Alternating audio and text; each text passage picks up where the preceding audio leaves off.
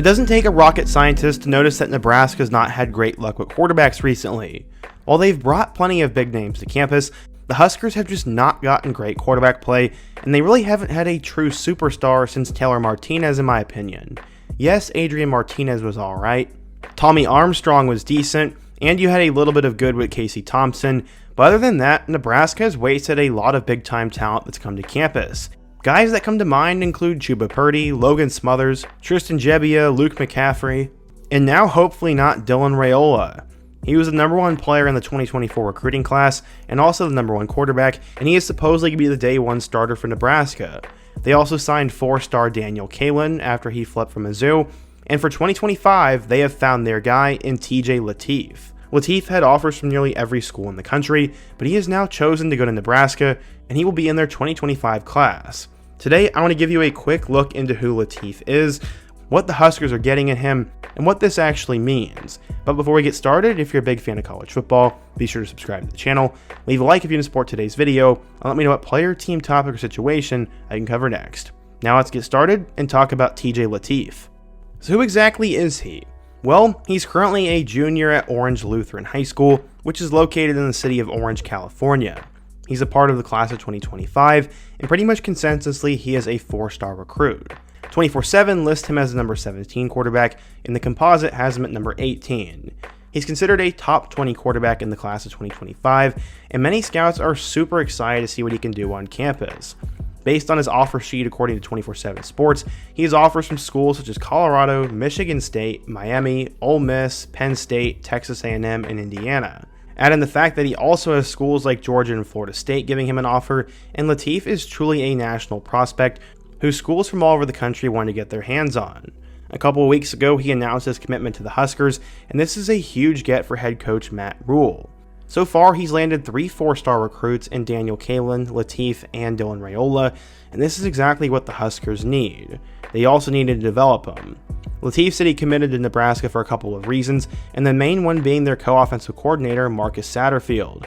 He pushed really hard to get him on campus, and this apparently paid off. Orange Lutheran head coach said, quote, "One of Latif's best qualities is his leadership because he cares about his teammates. He makes the people around him better, and I'm not sure there's anything better I can say about TJ than that." So yeah, Nebraska's hitting a guy with a great attitude, and the whole Midwestern Nebraska vibe I'm sure really sat well for him. California has been a QB factory over the last few years, as off the top of my head, CJ Stroud, Bryce Young, but it seems like getting a California quarterback is as good as getting a Texas quarterback now.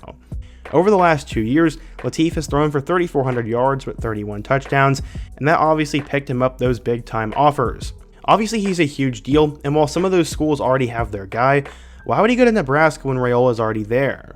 Well, they actually asked him about it. At the spring game, he said, quote, "I'm not scared to compete against any quarterback. I know they have Dylan Raiola, but that doesn't shy me away."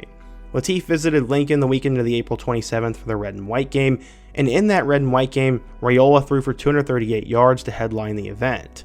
In terms of how this looks in the future, he's most certainly the only quarterback Nebraska will take in 2025 if he stays committed, and honestly, this is just such a big deal.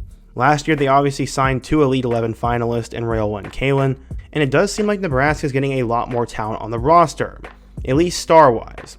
There are a lot of people who don't really like Dylan Raiola and think he's extremely overrated, as he flipped around and moved around and could never really stay put. While I think that is fair, I don't really know what I think of Raiola yet, and we're just going to have to wait to see what happens on the field. As a Mizzou fan, Daniel Kaelin was actually committed to the Tigers for a while, so I read up on him a lot, and it seems like if anything, he's extremely underrated. While Raiola is obviously great, it wouldn't shock me that in some crazy world, Kaelin actually becomes the better college player and the better quarterback. I don't really know though, but he's a local kid, and to me, he's going under the radar. Right now, Latif is projected a prototypical quarterback. He's currently 6'2" and 188 pounds, and he'll definitely need to spend some time in the weight room before he sees the field at a college level. What do the scouts think? One said, quote, "Latif has capable arm strength attacking all 3 levels of the field, throws with impressive placement and touch, and he's especially consistent throwing to the back shoulder, throwing short and intermediate, and primarily attacks from the pocket, but can roll out and extend plays under pressure. He's quick with good acceleration, and his throwing motion is quick enough, but his mechanics could use some work." So right now it seems like TJ is a work in progress, but the reaction has been strong. One Redditor said, quote, "It's a great get for Nebraska, but honestly a bit of a head scratcher from the kid's perspective. Why go there to sit 2 or 3 years in this era? And is there any scenario, barring an injury to Raiola, where he doesn't transfer out before he ever sees the field? Honestly, I don't know. Raiola either gets hurt or he's absolutely awful, and if not, he probably doesn't see the field, and he has to battle it out with Kaelin. We'll really just have to wait and see with that. But this is a huge momentum booster for Nebraska. Another Redditor said, quote, "Getting a 4-star quarterback after the #1 quarterback in last year's class wasn't on my radar as a Nebraska fan, but it does make me excited." Yeah, everyone makes fun of Nebraska, but I want to see them good again, and it starts at the quarterback position and the offensive line. I think Rhule is going to figure that out, and right now he's proving he's making it work at the quarterback position. Right now they have a quarterback room of a 5-star, 2 4-stars, and 2 3-stars who are all young, and hopefully you at least get one really good player out of that bunch, and someone develops. So yeah, honestly today I only really made this video because I wanted to keep my upload streak alive, but I hope you guys did enjoy it. Latif is a guy I'm going to keep an eye on, and this whole Nebraska quarterback situation is pretty intriguing. But what do you guys think? If you're a Nebraska fan, what do you think of the quarterback room? How do you think TJ fits into it? And what are your expectations for Raiola in year 1? Be sure to let me know down below. Leave a like if you want to support today's video, subscribe if you're new, and check out all my other videos on the end screen. Hope to see you guys again soon, but until next time, peace.